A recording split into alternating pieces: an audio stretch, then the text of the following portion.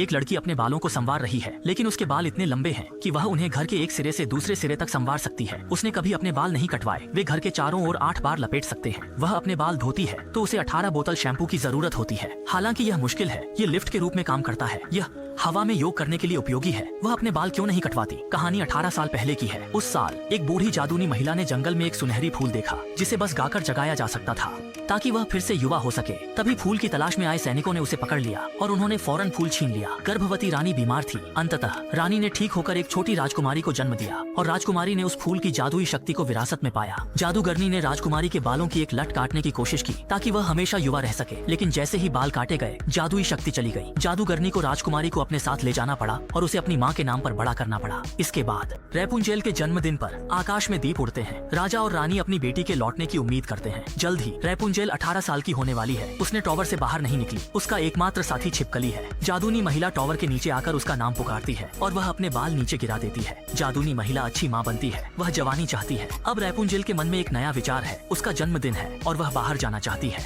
लेकिन जादूनी महिला ने उसे सख्ती से मना कर दिया और उसे धोखा दिया कि बाहर की दुनिया बहुत खतरनाक है, खासकर पुरुष जो सभी नुकीले दांतों वाले राक्षस हैं। दूसरी ओर 3 चोर राजा का ताज चुरा लेते हैं। यूजीन भागते समय उनकी वांटेड पोस्टर देखता है और वह बहुत नाराज होता है।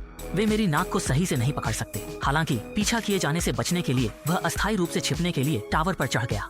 उसने फ्राइंग पैन से उस आदमी को बेहोश कर दिया और सावधानी से उसके पास गया। आदमी ने अचानक अपनी आंखें खोली। लड़की ने उसे मारा और उसका मुंह खोला। उसे आश्चर्य हुआ कि उस आदमी के दांत नुकीले नहीं थे। उसका चेहरा भी सुंदर था। क्या वह उतना डरावना नहीं था जितना उसकी माँ ने कहा था? उसने उस आदमी को कोठरी में बंद कर दिया। वह चमकदार चीज क्या है? मैंने इसे अपने सिर पर लगाया और यह फिट बैठा। इसलिए रियनपंजेल ने यूजीन के साथ एक सौदा करने का फैसला किया। जब यूजीन जागा तो उसे कसकर बांध दिया गया था। रियनपंजेल ने उसे खेलने के लिए शहर ले जाने के लिए कहा, लेकिन यूजीन वापस कैसे जा सकता था? यूजीन ने अभी वहाँ से ताज चुराया है और अब पूरे शहर में उसकी वांटेड पोस्टर है। वापस जाना तो मौत को आमंत्रित करना है। लेकिन रैपुंजेल ने उसे मनाने की कोशिश की और यूजीन को अंततः सहमत होना पड़ा। रैपुंजेल धीरे धीरे घास पर उतरी। यह उसके 18 वर्षों में पहली बार है जब वह बाहरी दुनिया को छू रही है। हरी भरी घास, बहती हुई नदियाँ, ये साधारण चीजें रैपुंजेल के लिए बेहद नई है। दूसरी ओर जादूनी महिला को कुछ गड़बड़ लगती है और वह टॉवर की ओर लौटती है, लेकिन स्पष्ट है कि यहाँ सब कुछ खाली है। दूसरी ओर रैपुंजेल और यूजीन को रॉयल गार्ड द्वारा पीछा किया जा रहा है, लेकिन सौभाग्य से यहाँ एक गुप्त मार्ग है और उस गुप्त मार्ग के जरिए वे एक बड़े बांध तक पहुँचते हैं और दोनों सफलतापूर्वक भाग जाते हैं। सफेद घोड़ा बांध के खंभे को लात मारता है और अचानक पानी उनकी ओर बढ़ने लगता है। दोनों एक गुफा में छिप जाते हैं और पानी डुबाने को होता है। लड़की को अचानक एक विचार आता है। वह गाना गाने लगती है और एक जादुई दृश्य घटित होता है। वे प्रकाश के स्रोत से एक रास्ता खोज लेते हैं और सफल मौत के मुंह से बाहर निकल आते हैं। रैपुंजेल ने अपनी जादुई शक्ति से यूजीन के घावों का इलाज किया। सब कुछ अच्छे